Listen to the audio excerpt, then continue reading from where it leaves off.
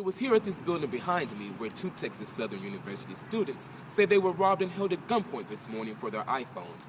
I'm Dwayne Adams, and I'll have that story and more when we return. It was over 50 years ago at this spot where 13 brave Texas Southern University students marched from a flagpole on TSU's campus to begin work with desegregate the Houston area. I'll have that story and more when we return.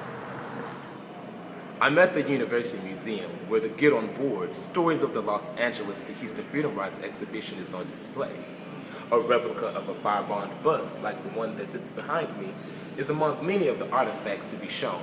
I'm Dwayne Adams, and I'll have that story and more when we return.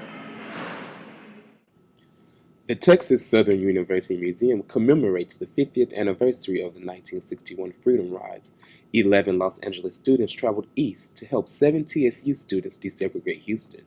A recreated section of a bus terminal, a prison cell, and a section of a lunch counter helped to bring this dynamic history to life.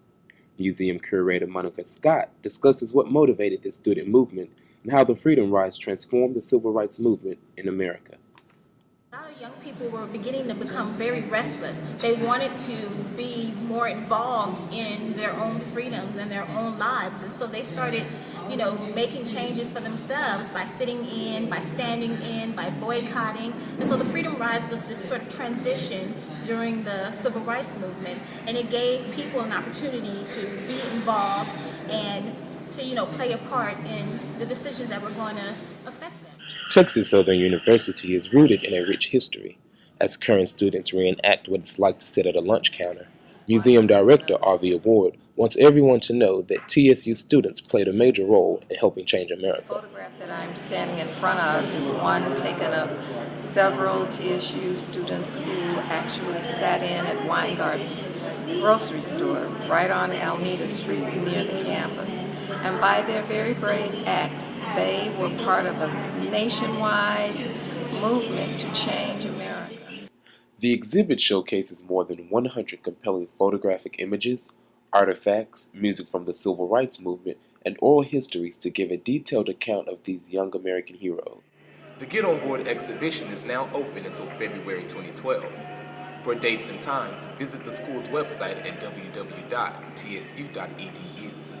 Reporting from the campus of Texas Southern University, I'm Dwayne Adams for TSU News. The chapter rallied up students, faculty, and staff, as well as other organizations for its annual March to the Polls.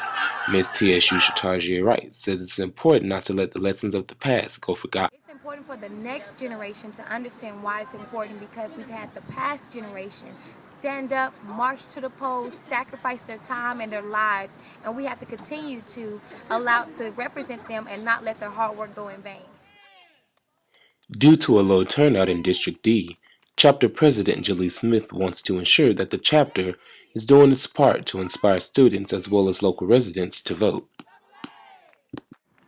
In the early election, studies shown that only 1% of residents were voting in District D. And so we just really wanted to set the standard that we are voting. The youth does care about the election process. And we wanted to ensure that we were getting engaged in all of the aspects of the political process. Within a matter of months, the chapter has registered over 600 students to vote and has plans to continue registering voters and educating them on the importance of voting. From Lockhart Elementary, I am Dwayne Adams for TSU TV.